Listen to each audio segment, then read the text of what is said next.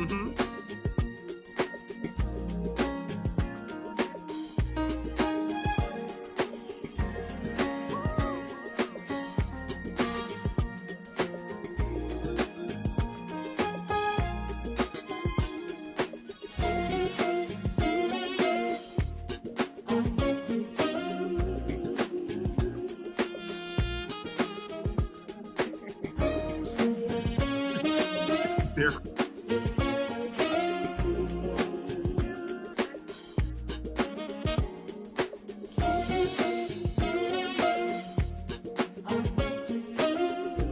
hold on. I'm sorry, bro. I forgot. This is a show. Well, we over here jamming, It's the soul style, y'all. All right, here comes your show with your hosts, Jim Price, and the Educational Analytical Development Radio Show presents his guest, Miss Paula Karll. Begin. Hello to the audience out there today, and I'm hoping everybody's doing well. Okay, we're here at another episode of the Educational Analytical Development Show with host Jim Price, and I have a very, very, very special guest today who I am familiar with. We do some work together with the PR from the Heart family.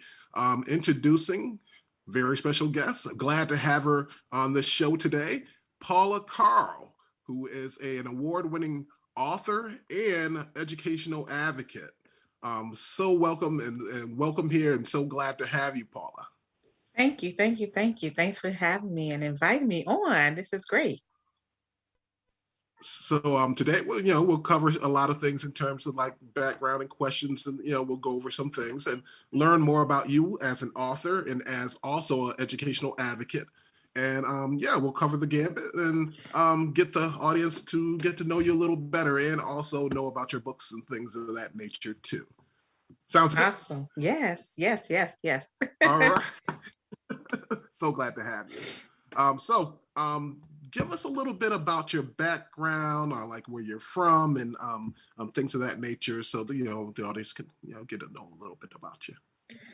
Yes. So I am one of a triplet. Many people don't know that. So I am one of a triplet. So that is my hidden secret.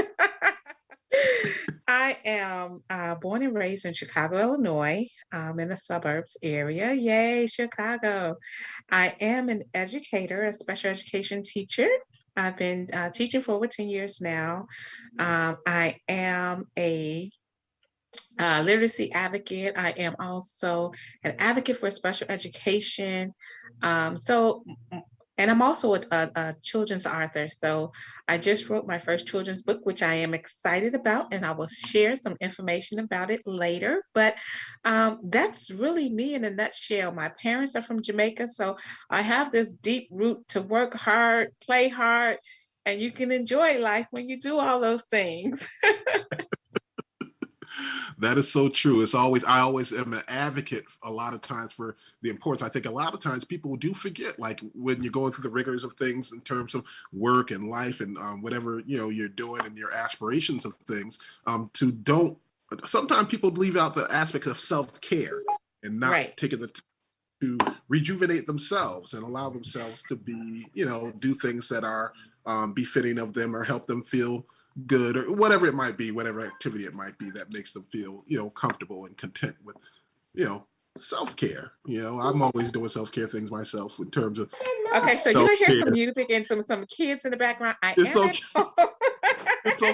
So party. My husband was actually supposed to hold my daughter downstairs, and during this interview. So this is like, It's all right. I know my daughter, she I call myself locking myself up in the room, because this is very interesting, It's okay. We love the kids. We do it for the kids, and we love the kids. So, oh my goodness, my screen closed up.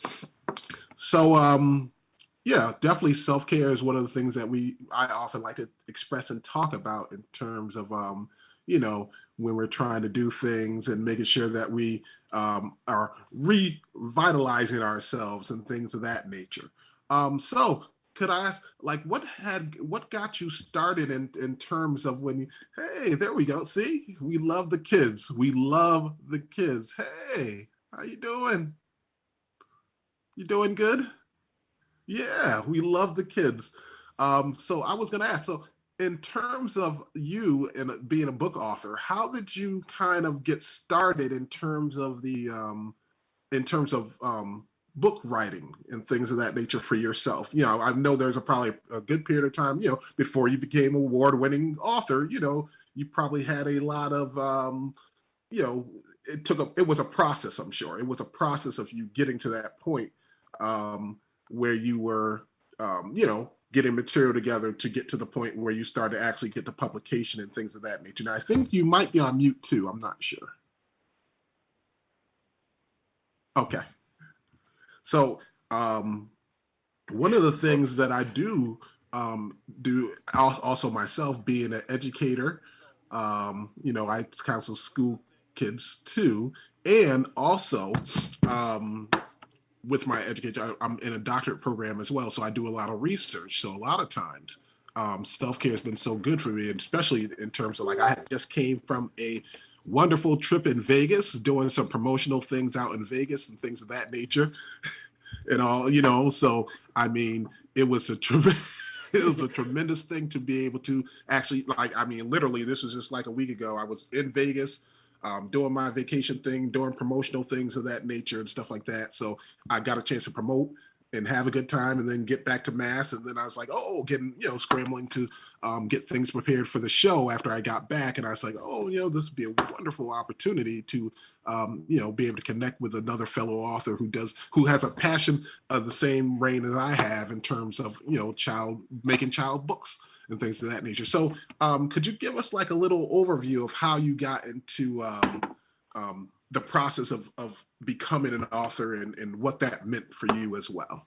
Yes. So, when you are now this pandemic, everything is okay with working from home.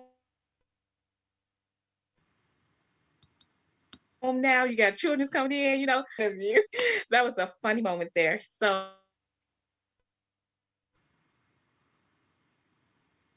so what education in undergrad and graduate program at Trinity Christian College, we did a lot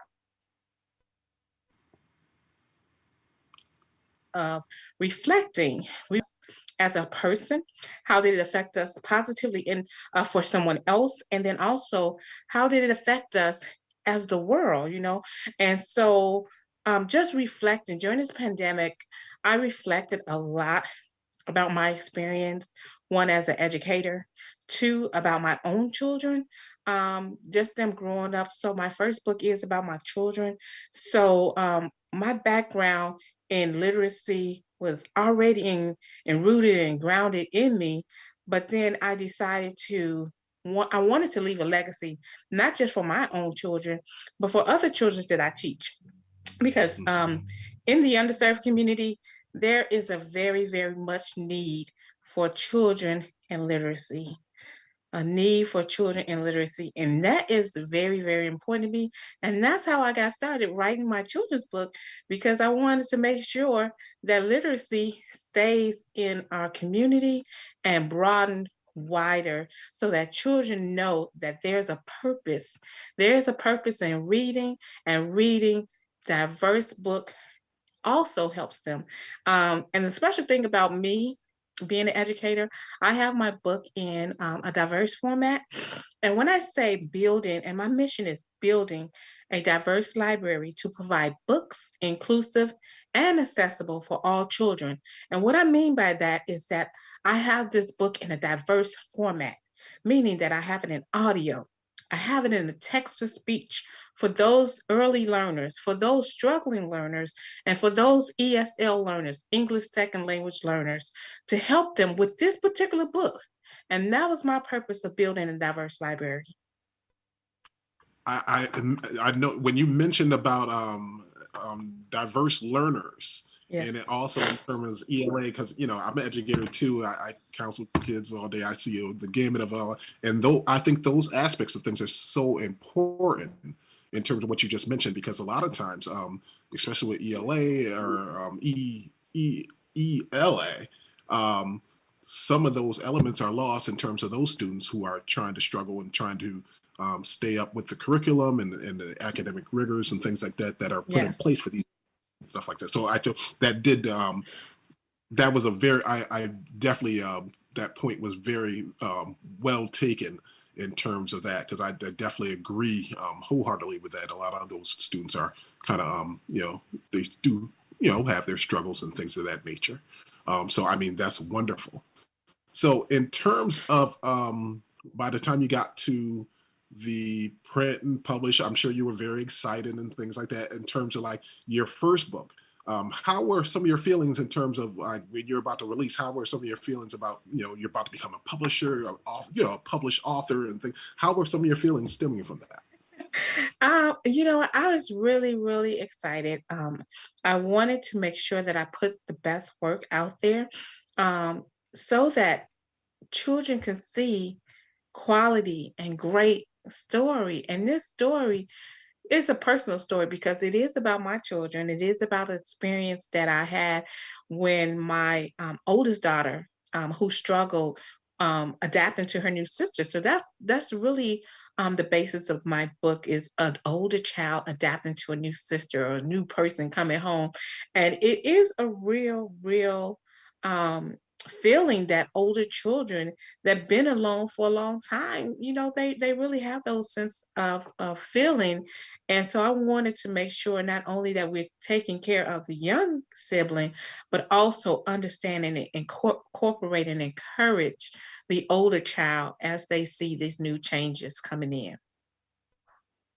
That is what I always say, that siblings always have that, even when I was a lot of my brothers and sisters, we would, I was the youngest, uh, I was the youngest boy out of the boys, four Mhm. boys, and of course we had three girls too. So I was always causing mischief with them. I would get them do things, get them in trouble, and then laugh and point, ha ha ha, behind their back, and they'd be like, "I'm gonna get you later," kind of thing. You know what I mean? So that sibling dynamic is always so special because even we're kids, as they grow up, at some point those connections grow closer, and like today all of our brothers and sisters, we are so close knit and everything.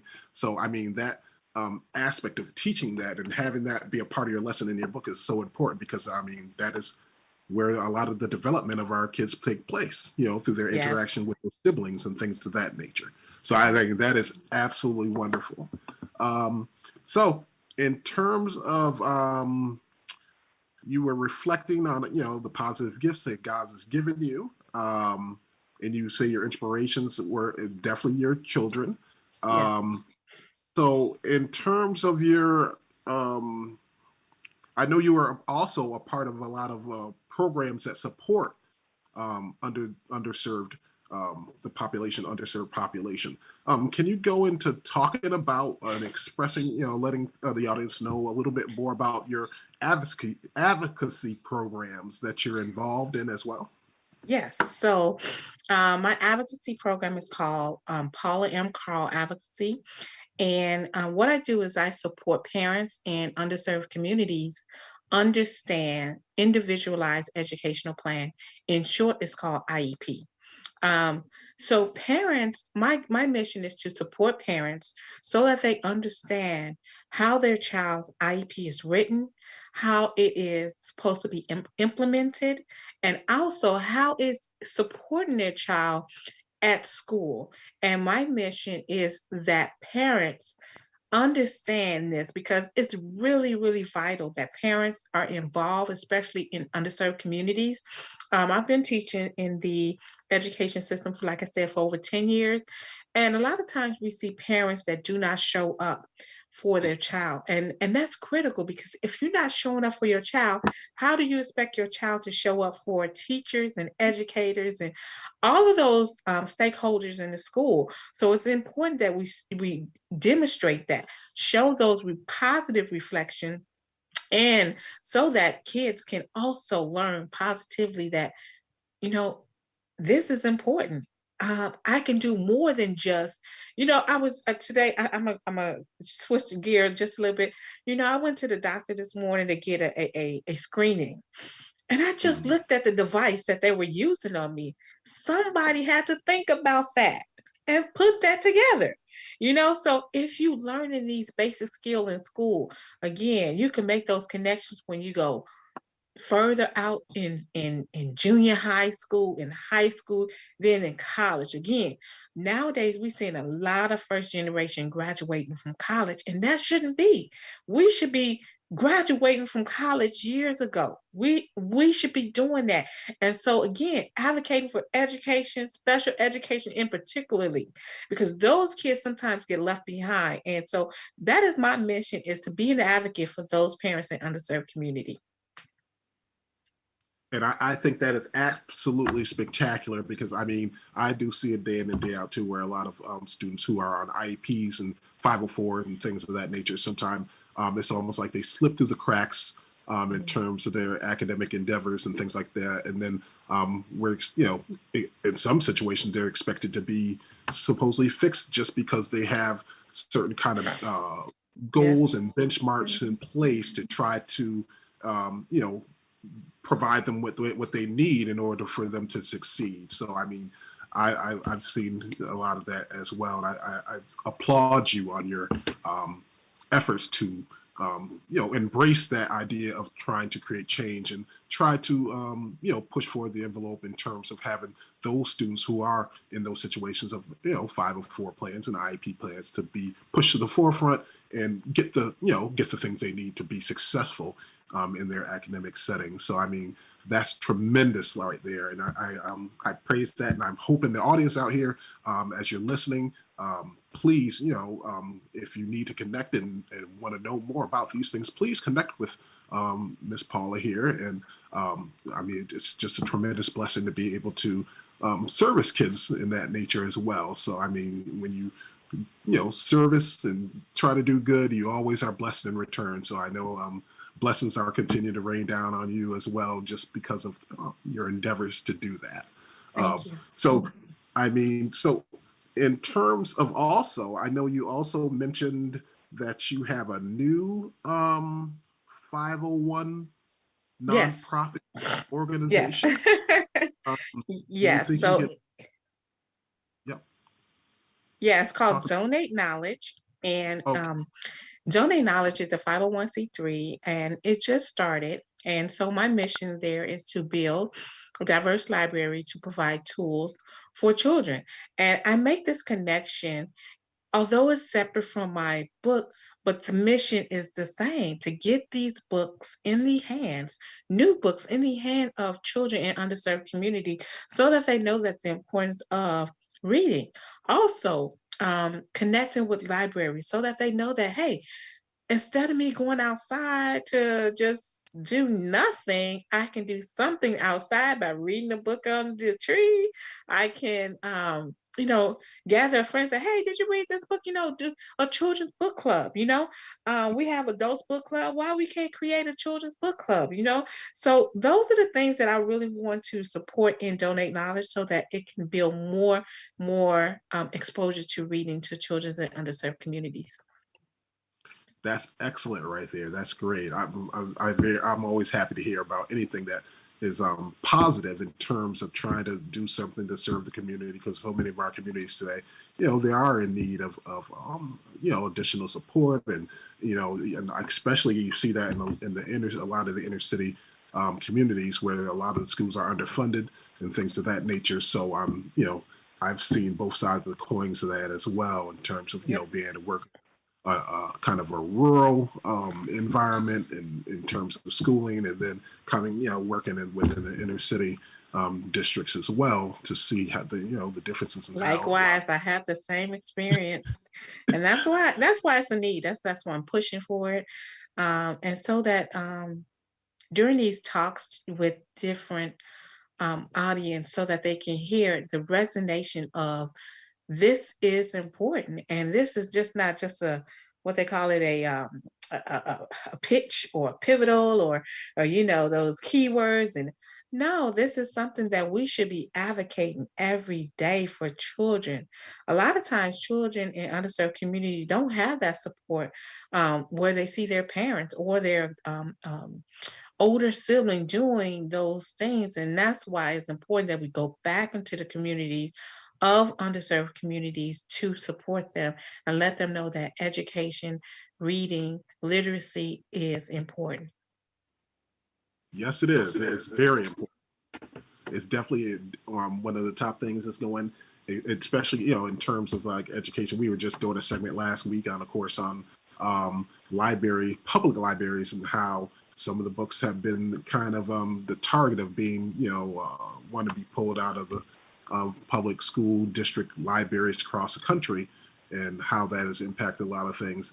But I mean, so there's definitely this need to have these Yes. continue to be a part of what we do in terms of helping our communities. Now, I know you're award-winning author.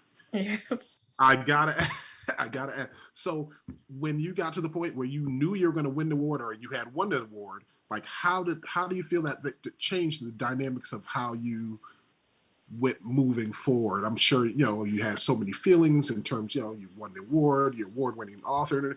I mean, I'm sure there's a flood of emotions and things that went with that, and helped in terms of what you're doing moving forward too, in terms of your craft of writing and things of that nature.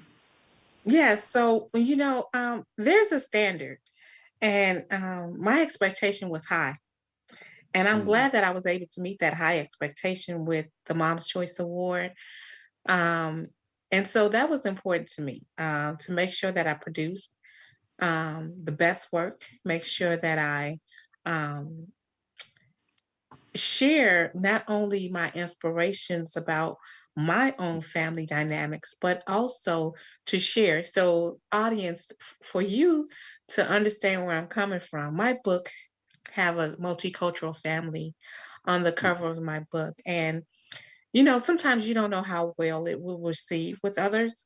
And Mm. so, because of that, I wanted to make sure that this is a reflection of who I am, which it is. It is a reflection of my own family, which is a Mm. diverse family. And so, you get into the racial barrier where you don't know how others are going to receive it. But again, if your purpose is positive, if your purpose is to make a positive change in others and to inspire others, then there is no room for negativity. And so that was my expectation, to make sure that I produced the best work. And so in that, receiving this award was a distinguished honor for me. And so I'm really happy about just this, even just this one award. Many people win 10 awards. I'm happy with the one award. Sometimes I don't, you got to put yourself out there to get it out there. But I am glad that this time there is recognition in my work. And I think it's always good when anyone gets recognition in any capacity.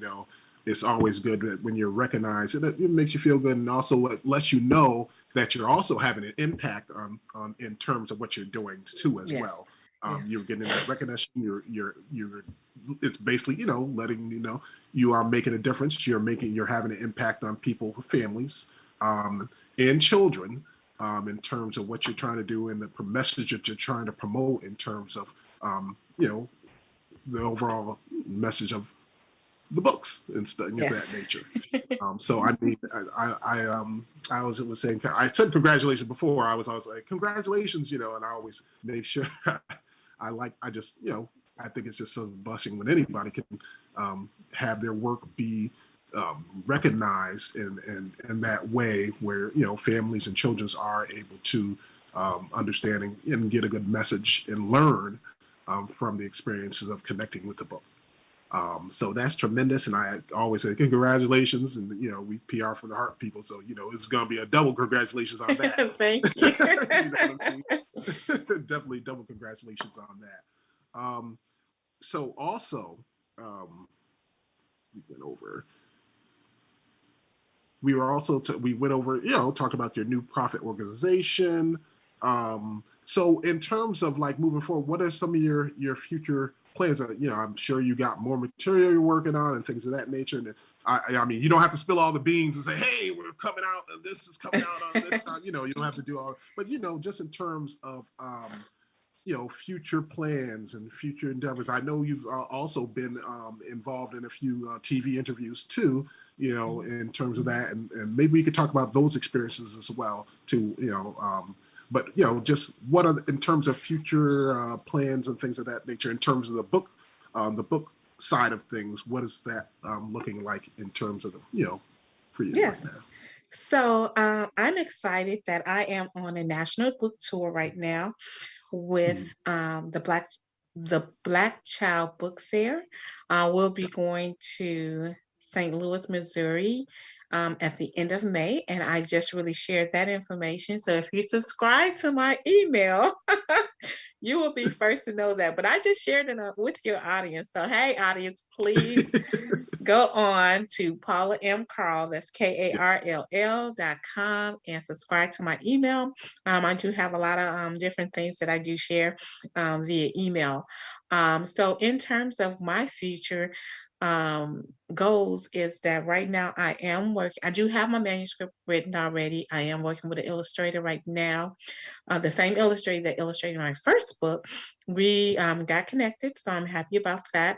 And we are working on my illustration. And then my next goal is to have a Kickstarter for a second book. So I'm looking for so much support with that. I never did a Kickstarter, but I heard so many great things about a Kickstarter, which is more so crowdfunding, where someone can help you and pour into you and support you in your mission to make it come true. And so I'm looking for many audience to join me on this journey. Just subscribe to my website again at www.paulamkarll.com and join my community. If you want to also follow me on my Facebook page, it's called The Adventures of Ellie and Eve. That's the title of my series. So this will be book number 2. And in that book, I do just want to share that it's going to build more so on children with physical disabilities and children inclusion. So diversity and inclusion is very important to me. And so again, my focus would be the physical disability and how that child is being positively reflected. And so that's the next book about my children. And it's really an experience that my children had with this young lady. And I'm just so excited about this series. I think that's wonderful right there. I mean, and of course, you know, you're already, you know, established author and things of that nature. So I know all that will definitely come be the most positive thing going forward for you, and will, you know, do tremendous things in terms of, you know, continue to influencing families and children across the world to learn the lessons. And it's interesting that you were, you know, bringing forth the ideas of children with disabilities and inclusion. Those things are a big topic a lot of the time, you know, these days, especially in education. You hear the word inclusion, being a part of. You know, I know I was making reference to how a lot of districts, they would have their special education departments kind of be in a different part of the building. Like you would have to go to a different part of the building just to get to those areas and those, you know, that segment of kids, that population of kids, and then the rest of the general pop would be over somewhere else. But inclusion has become such a big topic in terms of making sure people, you know, kids feel like they're a part of the school community and not just isolated. Isolated. See that all the time, and it really disturbs me that way. To see that it continues to be that way in a lot of school districts across the country. Hopefully that will be something that does change. But we are also mentioning that, you know, you have had quite a few opportunities to present your persona, your wonderful persona on Thanks. TV as well, in a lot of regards. So, do you think you could walk us through those kind of experiences when you have been, had interviews on TV with various TV affiliates and stuff across the country and things? What were those experiences like to you? Especially maybe in terms of like the first time, I'm sure you were nervous and whatever it is. Like, just go through those experiences with us, the audience. Yeah, so like I am really, if you don't know me, I am really shy. Oh, you are? I You're shy? am. But Oh. going through this experience with, I've hired a speaking coach. I've hired a different coach to support me in helping me speak in front of a camera. I didn't like videos at all. I rarely do Facebook Live. I rarely do. He's looking You at me like, serious "Are right you now? I serious?" mean, it's I'm hard to hear me. serious. So and a lot of people say, I don't really like to get in front of the camera, like, I'll do these dance and do it. I mean, I'm a stepper, a Chicago stepper. I love doing that. I can get up and dance in front of anybody like that. But to speak in front of an audience, that's where I get shy at. But what makes me do it and what makes me do it is the purpose. And so, having a purpose behind Mm. anything that you do can drive you and the shyness will go away. So, with that being said, my first experience on a TV, yes, I was shy, but I knew I had to do it because I knew that it was very important to me to get my purpose out, get my Yeah. story out and share with others so that they know who I am. Mm. Now, moving forward, I've had different interviews and I've gotten better. I was still nervous. Sometimes I have to prepare. I got to write this down and I got to do this, and I like to prepare. Don't get me wrong, but going through the many times that I have done it, and my mission is the same. We may change topic, but again, it all accumulates and it all formulates to one purpose: is building a diverse library to provide books inclusive and accessible for all children.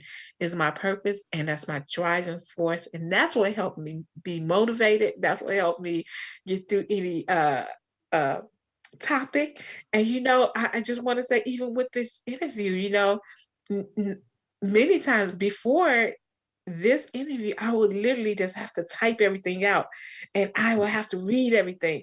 But again, just going through a coaching session, going through a influencer, going through different people that in my life that been instrumental, has helped me with this journey. And also, you know, I mean, you see, I can't stop talking right now. You are surely not having a problem communicating your ideas and thoughts. You're doing it in such an eloquent way and such a realistic, like you could tell, like you're genuine with the way you speak and the way you carry your thoughts and things like that. You could definitely tell that you're genuine and true about what you're trying to do. A lot of times, people can get a sense of things, but I mean, the way that you present things, I would never imagine that you would have any kind of issues with talking in front of people and stuff. So, I mean, this is good for the audience to be able to, get to know a Yes. different side of you in terms of just not you being an author and just not you just being an educational advocate, but being able to get themselves closer to understanding you as a person too, as well. Being the author that you are, award-winning author, might I add, that you are.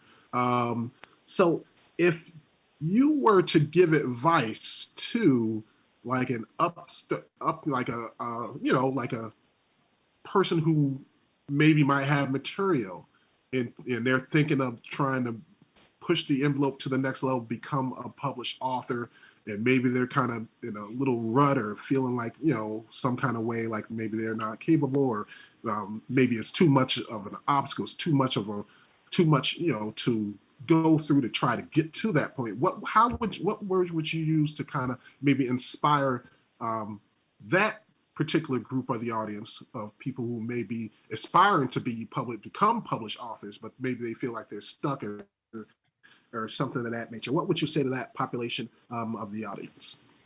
Yeah, so I would say I believe everyone has a mission Everyone have a purpose in life. Excuse me. Everyone has a um, a story, Mhm. and it's how you connect that story with not only your personal inner being, but also how does, like I said, in college, in my undergrad and graduate program, we did a lot of reflection. So reflect positively on how it's going to impact someone in a positive way. And so if you do have that story deep down inside of you, go on and share it.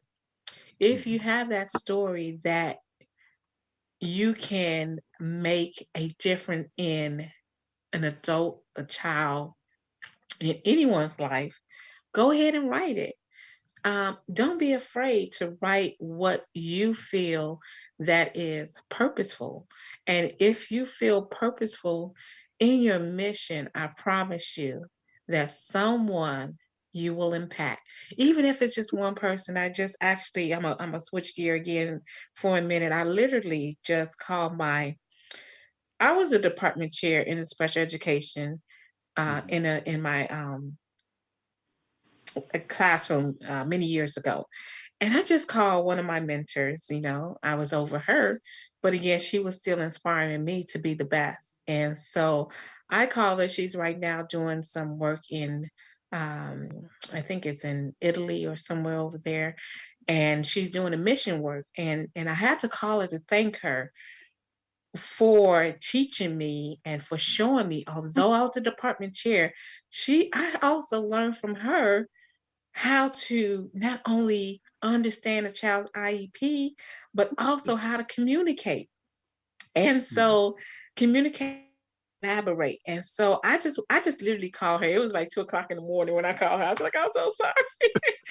But I just wanted to thank her for just, pouring out into me. And so if you have that positive image and reflection, go on and share it with someone else because again, you impacting one person makes the world. Mhm. I totally agree. I always say that in terms of my students when they're doing their things. I mean, it'd be lunch, we'd be on lunch duty, and it's like lunch is over, and all of a sudden, and they're still trying to make tick clock dances and stuff like that in the hallway and doing all these funny things. I said, stop all that tick clocking. It's time to go to class. Recess lunch is over. You know what I mean?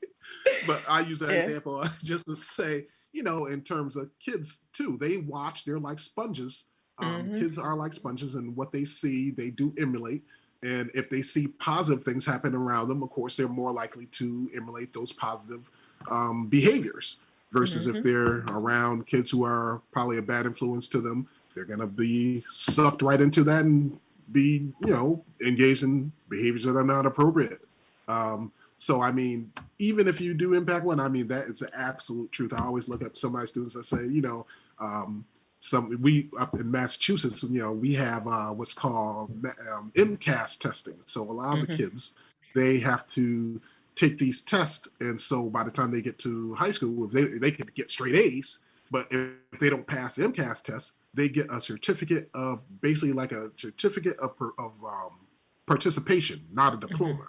You know what I mean? Which I've always been against in terms of Massachusetts, the state of Massachusetts. I hated the MCAS, never liked the MCAS. I was always, we always grew up, hey, you get your grade, you graduate, you get your grade, get your diploma, you're gone. You don't have to take a test, get straight A's, take a test, fail the MCAS, and then you just don't get a diploma. They give you a participation paper for all those 12 years if you put it in. Like, I just think it's absolutely absurd. But I mean, it's just so important, to be able to know that even if you're influencing one person, that is still making a difference. And I know with you, especially, I mean, you're influencing people just not across the country, but across the world. And I so admire you for that, for your ability to be able to push forward in spite of whatever's going on. And that just speaks a lot of volumes of your personality and your perseverance in terms of, wanting to make a difference. Because a lot of times I think people, they might want to make change, but they are kind of afraid to shake the waters, as they say, or rock the boat a little bit. I mean, I'm a boat rocker. I like rocking the boat. Right. I'll rock it a whole bunch. But I mean, it's your story is such an inspiration to people around the country. And I so admire that you took the time to come and be a part of our show today. Also, are there any special little funny stories that you might think of that in terms of like when you got into the publishing world and things like that? Any little funny stories that might come about that you could think of, like, this is particularly something that, sometimes little things happen and then they drive you into other things to have happen, like, opening up doors for other things to have happen and things like that. Well, funny, I don't know, but what helped open up the doors for me is that meeting you. So as far right, part of being in the PR from the hearts, I met you through that. And so Yeah. making those connections, collaborating again, a lot of people like, you got to be careful who you're collaborating with. Again, yeah, you do got to be careful who you're collaborating with. But at the same time, there's an opportunity to speak positively, to communicate positively about your mission is an opportunity in itself. Thank you for having me. So I know, also I want to make sure that the audience also knows like how to go over once again how to contact you, and in terms of links to your books and things of that nature. Just how would they contact you if they need to reach out to contact you? Yes, so you can contact me via my email, which is info@paulamkarll.com. That's PaulamKarll.com. You can also subscribe to my website at www.paulamkarll.com. You can follow me on Instagram, LinkedIn, Twitter, all those social media at PaulaMKarll.com. Oh, no, at Paula M. Karll. See, I'm using the .com again. At Paula M. Karll. And on Facebook, you can follow my business page, which is The Adventures of Ellie and Eve. And, I'm trying to get my numbers up with this. And I'm also trying to get some supporters with building their diverse lives. So you go ahead and subscribe to my website. Go ahead. And like I said, the book is in a text-to-speech format to help those struggling learners, to help diverse learners, to help English second language learners. Those are ebook format, and you can have them anytime you want on any device. So that's really important. But yeah, so that's how you can follow me and stay connected with me. Thank you. And I know we have so many viewers. I know we have a big support base in California who always supports the show very well. So, I mean, this is I just am blessed, to have you be a part of the show. And I know God has continued to bless you too, as well, in terms of your endeavors to inspire youth and families across the world. We both have that similar mission to be able to stand on our purpose and stand in our power and be able to make a positive influence for families and children, just not across the country, but in terms of across the world. So, I mean, it's a tremendous blessing to be able to have you come share your time with us on the Educational Analytical Development Show. I know that's hard to say. It's almost like a tongue twister when you say it fast. But, I mean, all of it is just such a blessing. So you've given us connections to how to connect with you. Where to find my book? Oh yeah, that's what I was going to. The most important thing, right? We got to get that. I did say on my website, that's number one. Okay. But if you are the type of person that do want to shop online, you can get it from Amazon. You can get it from Barnes & Noble online. And if you are in the California Encinitas area, my book is available. Physical copy is available at the Encinitas Barnes & Noble bookstore. I say library, bookstore. So yeah, I'm excited about this. So yeah, so watch out for my second book. It should be coming out maybe later on this summer. So I'm excited about that. And could you also tell them the name of your book again, just so? Oh yeah, so it's called The Adventures of Ellie and Eve. Ellie Meets the New Baby. There we go. There we have it, from award-winning author Paula Karll. Coming with us today and being a special guest on our show today. And it's been, like I said, it's been a blessing to have you be a part of our show. and we'll always continue to collaborate and things of that nature because, you know, we're PR from the heart people. I was just talking to Hey. John. I tell him, hey, guess what? You know, he knew already that, you know, we were collaborating to try to have you be a special guest on the show and things. He's like, yo, that's great. That's excellent. You know, so, I mean, we do have that connection. And it's, I mean, we're on the same mission to try to promote and try to inspire and help. And also, you know, help others. You know, when you help others, you're blessed in return when you help others. And I'm a true believer in that. So anytime myself, I'm sure you're in the same boat where you can help others in terms of trying to move forward and push the envelope forward in terms of what we're doing in the educational world, and also in the being an author, you know, to be able to move forward to do positive things and make positive changes. So, are there any last, any other words you would love to share with our audience that's watching across the country and watching across the world? Any, maybe if you were saying like a special quote or something, sometime like in the back of my books, I always like to put like a special quote that kind of, you know, will bring forth some kind of inspiration in some capacity. If you were to think of some kind of maybe special quote or something that you would say, what do you think you would probably have it be?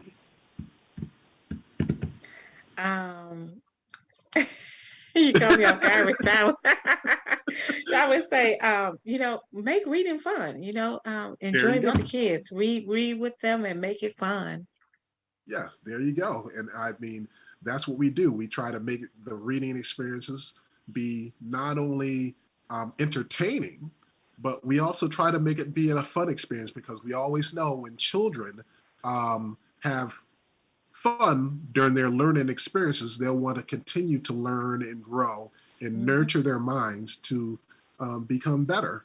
And that's the Right. point, to hopefully have the young generation become better, you know, think of themselves in terms of being able to be a better person each day. I know that's the story that I try to instill in a lot of our students that I work with. Is like, I mean, you got to try to be a better person each day. You can always do something. Yeah, today might have been a tough day, but you can always, you know, come with a clean slate tomorrow. Tabula rasa. That means blank slate, I think, in French or something like that. I'm always trying to learn different languages and stuff too. But, you know, like having that dynamic too, where you know, students learn the things they need to learn, and that they try to grow to be better each day. And just not students, but children as well. And I know a lot of families, sometimes, you know, the communication or lack of communication, things that nature can cause a struggle with children trying to establish themselves and, you know, develop their personalities and things of that nature. So, yeah, this has definitely been a tremendous experience, and I'm so happy that you did decide to be a guest on our show. And I'm hoping that through the experience that we're having here, and you know, the audience that's watching, you know, wherever you're at, that you do take the time to, if you need to reach out to Paula and connect with her in some way, and also make sure you purchase her book. And please be on the lookout for further information in terms of her next book, because I know it's going to be definitely a great experience that will be coming forward to with whenever you do decide, you know, get to that point of coming up with your next book. It's going to definitely be a blessing to many people and families and children, you know, across the country and across the world. So, Mr. Darrell, I'm hoping Mr. Darrell's still Oh there. yeah. What do you need, my brother? What do you need? You know I'm always around. I'm impressed by Paula. I'm impressed by her book. I'm impressed that you, man, the school teacher turned speaker. I mean, come on, you got Paula. You got to give him credit. Yeah, I mean, the Yes. man turned to. Hey, guess what? Now I am super host because, you know, I got to use the bass a little bit. You know what I mean? Yeah. And I got to thank you, Paula. You've actually guided me to a new music to add to the network's repertoire so that we can have a little bit more, what they say, feeling. All right, I'm going to change the word. Soul to the show. And, you know, I'm impressed by you because it's seen already that how great of a parent you are, how busy you are, because you're really busy. I know that. And Yeah, with a 2-year-old. hold on. I don't want people to see what I'm playing with, but you know what I'm saying? Yeah. And then last but not least, I got to say, I'm grateful to you because you are a true representation of what teachers today have to go through to reach these students in the society. I mean, it's hard. I know it's hard. I know you pull your hair out sometimes. You come at home and you're thinking, I got to read this paperwork here, and my God, what language is it? I'm sorry. But I'm proud that you came out with a book to help these students to learn how to, number one, you can see the letters in print, and then you can hear it in this earplugs or the earphones, whatever you want to call them, and you can listen to the book. That's a plus. A lot of students are auditory, not visual. For some reason, they're becoming more visual than ever. And that's kind of weird because maybe it's because of cell phones, television, and computer technology. iPad. And it's a shame that the kids have to result from reading naturally a book to something technological, which is going to drain their eye vision more and more each year. But, and yes, then your parents have to come up with money for glasses because your kid is now going blind because he's sitting in front of an iPad all day, but and playing Minecraft instead of reading words and learning information. But the bottom line is, we do as we do, and parents do what they have to do to maintain. And I'm very proud of you as a parent because it's happiness, it's joy. That's what I look for in anyone and everyone out there, is to experience a little happiness, a little joy in these trying times. And I'm not going to say why it's trying, but because that would totally get Jim and you on another note, which would be, I should go there. I should, Jim. Have you had a sheep in your classroom lately? A little child that wants to be a sheep or a cat? I just have my cat right here. Oh, good. Like, oh, It's better than having a kid in the classroom that says he's a cat. Very good. Yes. See, I could get people there. You know, I'm like Dave Chappelle. I plead the fifth. 1, 2, 3, 4. You know what? It's like, hold on, you a what? I have to go there. One day we would love to bring you back and ask you some of the traumas of teaching in America. That would be a great question to ask, you know. But this is about your book, but we'd love to bring you back to ask you about the traumas of being a teacher. You know something? Teachers have gone through enough. They need more pay. Number one, let's just be honest. Teachers need more pay because you spend more money out your own pocket for your students than the parents do every year. And don't say parents can't do it. I mean, honestly, don't say it. That's a good topic we should have. I would love to be on that topic. Oh, shoot. Yes. Oh, hold on, Jim. It's getting hot in here. It's getting hot. Oh, Jim was being nice bringing you on for the book. He knew it was going to come to around where I'm going to say, you know something? I got to talk about the traumas because I have my aunt now who has dementia, and she used to tell me about it.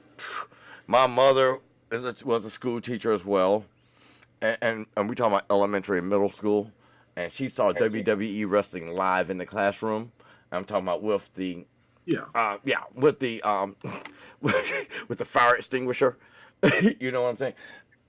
Oh. Let me scratch. It's getting hot in here. Next time we bring you on, we want to hear. I would love to bring a group of teachers together and let's hear the war stories. Jim, that would be awesome, wouldn't it?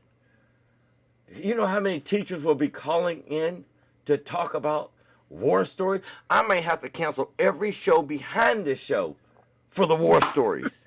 I mean, I know for a fact my mother's got a story that could go for an hour and a half, and it was one day. And it was One straight through. She can do an hour and a half, shorten the story to an hour and a half by herself. Now, if she told about every incident that happened in that classroom in one day, she might take a couple of slots. Yeah, it's that bad. Wow. I mean, students in DC, I'm trying to say it nicely. They're trying. I mean, you thought the stories of students jumping on teachers are bad. Oh, Defending yourself That as a stuff teacher is worse. And in modern society, they have it marked down as you can't mess with them. If they jump up and put a chair over your head, don't swing back. And when there's so many areas to talk about, but you teachers have it hard. And I want all the listeners out there, buy Miss Paula's book, buy Jim's book, get your kids educated. Hold on, let's try it in English. Educated. You educating them kids, and they understand what I'm talking about. You know what I'm saying? If you got to go gutter on them. But you got to educate your children. You got to bring them up in your home. Don't let the school educate and raise your children. And parents, make sure you don't contact your teachers at 8, 9, 10 o'clock at night. Don't you think they want to sleep? Don't you think they got more life than your child? They want to do things themselves. They want to live. They want to watch TV. They want to listen to music because they got to calm down after a full day of your child. Reality. Don't you want to take a break from your child? Well, what do you think the teacher has to do that has to deal with them for over 8 hours and then have to deal with you? Be responsible for your kids, parents. Let the teachers teach. Monitor your kids. Make sure they do their homework at night. Because teachers are tired of putting down zeros and listening about little Johnny and little Bobby and little Aisha not doing their job, which is simple. Learn your letters, learn your alphabet, learn new words, learn some math, learn something about culture, learn something about geography. It's not that hard. Trust me, we all went through it, and you want to try to make these kids more special? You're insane. I'm sorry, Jim. I had to go there because education. I'm sorry. Did I speak for the teachers? I was say, Jared, and turned it around. Did I have to speak for the teachers this time? Yes, I have to, because teaching is not easy. It is not babysitting. If you raise your kids at home, tell them right from wrong, and if a teacher calls your home, you better know you should get on that little kid's butt. Because guess what? A parent in fear is not a parent. And if you fearing your child, you got an issue. You might as well turn over your bank account, your car keys, and your new iPhone 10 to that child. Because you're not the parent. The child has become your parent. And that child is being Those taught phones to you by the cost state. $2,000 too. Yeah, I'm serious. And they ain't got no job. And like I said, and the state is controlling your child. Think about it, children. Think about it, parents. Who's in charge? Hey, you know, some kids feel good. Mommy and daddy working all day. Mommy out there working all day, slaving all day. Come home, give me a new phone. Come home and pay the rent, pay the water bill, Hold on. Do you ever get a break, Mommy? Do you ever get a break, Daddy? When is that child ever studying? When is that child going to achieve? Like they said at the beginning of the show, some of these kids are first-generation graduates. First generation. How many generations do you think it takes to become a first generation? That means you weren't struggling enough. You didn't force yourself enough. That means you didn't push enough. She's a triplet. Daggone. He's got 5 in his family. Daggone. You know something? I don't have nothing to say to you people out there, because in reality, I got 2 people on this screen right now that have put in more work, more time, done more time, put in more time, and done more time than most of you have done breathing the air that is free. And they're dealing with your children. If I were you, I'd feel ashamed. Sorry, Woo. I had to say that. All right, Jim, you can send us off. I want to go back to this music. This music was jamming, bro. Hey, yeah, let's go to the music. Thank you for having me. So to everyone out there, the audience out there watching from across the U.S. and wherever you're at in the world, thank you once again for tuning in to the Educational Analytical Development Show with your host, Jim Price and Daryl. And with our special, wonderful special guest that happened to come today to be a guest on our show, Miss award-winning author, Paula Karll. Thank you so much, Paula, and continued blessings to you and your family as well. God bless you. God bless America. God bless you too, Jim.